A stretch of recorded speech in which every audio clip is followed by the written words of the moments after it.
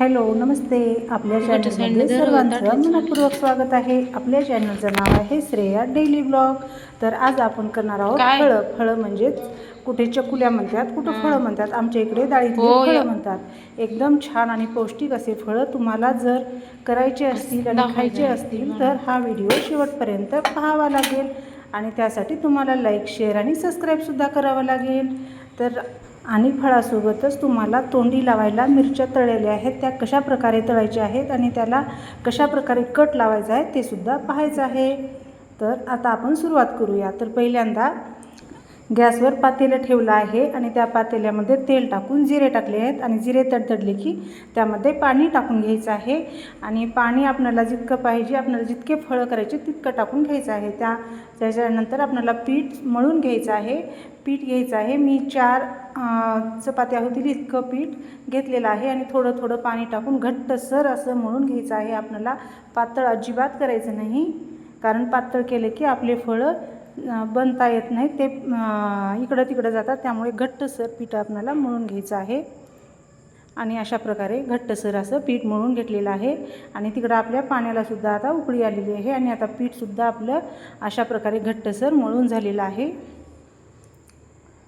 हे पहा, इकडे छानसर अशी पाण्याला उकळीसुद्धा आलेली आहे. आणि आता आपल्याला चपाती लाटून घ्यायची आहे. एकदम साध्या प्रकारे चपाती आपल्याला लाटून घ्यायची आहे. ही पहा, अशी चपाती आपल्याला लाटून घ्यायची आहे. थोडं थोडं पीठ टाकून आपल्याला चपाती लाटून घ्यायची आहे. आणि पूर्णतः आपली चपाती लाटून झाली की मग आपल्याला काय करायचं आहे, तर उलटणं घ्यायचं आहे किंवा चाकूसुद्धा तुम्ही घेऊ शकता. त्यानंतर उलटण्याने अशा प्रकारे आपल्याला कट करायचे आहेत, उभे उभे कट करायचे आहेत. आपलं पीठ घट्टसर असलं की मग आपल्या उलटण्याला चिटकत नाही आणि एकदम छान असे कटसुद्धा होतात. त्यानंतर उभे झाल्याच्यानंतर मग आडवेसुद्धा कट करून घ्यायचे आहेत. तुम्हाला जर आडवे उभे करण्याच्याऐवजी जर तुम्हाला उभे आणि असे षटकोनासारखे करायचे असेल तर तुम्ही तसेसुद्धा करू शकता. हे पहा, अशा प्रकारे आपल्याला आडवेसुद्धा कट करून घ्यायचे आहेत. आणि ते कट करून झाल्याच्यानंतर आपल्याला उलटण्यानेच ते गोळासुद्धा करून घ्यायचे आहेत. आणि पीठ जर पातळ झालं तर असे गोळा करता येत नाही, त्यामुळे पीठ थोडंसं घट्टसरच मळायला हवं. हे पहा, अशा प्रकारे आपल्याला गोळा करून घ्यायचे आहेत. आणि हे असंच आपलं जे उकळलेलं पाणी आहे त्या पाण्यामध्ये टाकायचं आहे. आणि हे पहा, अशा प्रकारे ते आपल्याकडून मोकळे होतात, अजिबात एकमेकाला चिटकतसुद्धा नाहीत. आणि त्यानंतर लगेचच मी दुसरीसुद्धा चपाती लाटून घेतली आहे. आणि तशाच प्रकारे आपल्याला याचेसुद्धा कट करून घ्यायचे आहेत. हे पहा, अशाच प्रकारे कट करून घ्यायचे आहेत आणि ते सुद्धा गोळा करून टाकायचं आहे. आता पाणी परत एकदा उकळायला सुरू झालेलं आहे आणि असंच उलटण्यानंच करून टाकायचं आहे. आपले इतकं लवकरात लवकर असे होतात. छान असं शिजू द्यायचं आहे. आता माझे सर्व झालेले आहेत, छान असं शिजू द्यायचे आहेत. आणि मग इकडे मी कुकरला डाळ लावलेली होती, ते डाळसुद्धा शिजलेली आहे. ही डाळ तुरीची आहे. ही डाळ शिजलेली आहे आणि आता त्यामध्ये आपल्याला ते मऊ करून घ्यायचं आहे डाळ. अशा प्रकारे त्यामध्ये थोडीशी हळदसुद्धा टाकायची आहे. जास्त आज मऊ झालं तरच आपले फळसुद्धा छान होतात. त्यामध्ये हळद टाकायची आहे आणि ते सुद्धा मिक्स करून घ्यायचं आहे. आणि ती डाळ आपल्याला त्या फळामध्ये टाकून घ्यायची आहे आणि अशा प्रकारे आपल्याला हलवायचं आहे. हे पहा, एकदम छान असे आपले फळं सुटसुटीत तयार झालेले आहेत, एकमेकाला अजिबात चिकटलेले नाही. आणि जर थोडीशी डाळ राहिली तर आपण त्याच्यातलंच पाणी घेऊन टाकून परत एकदा टाकायचं आहे.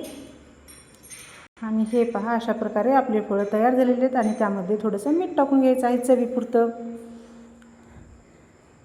आणि आता चांगल्या प्रकारे शिजू द्यायचं आहे.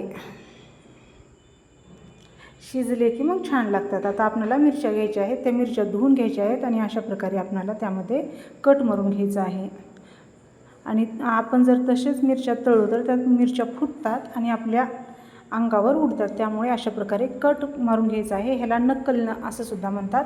ह्या मिरच्या नकलून घ्यायच्या आहेत, पूर्ण मिरच्या नकलून घ्यायच्या आहेत आणि आपल्याला तेलामध्ये टाकायच्या आहेत.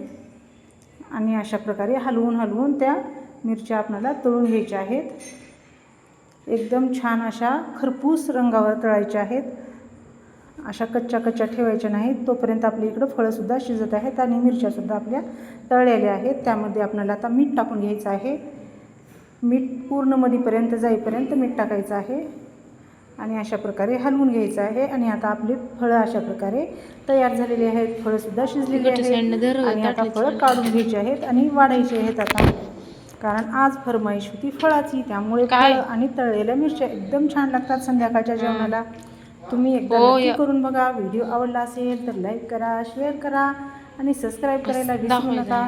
आणि यासोबत आपल्याला तूपसुद्धा टाकायचं आहे.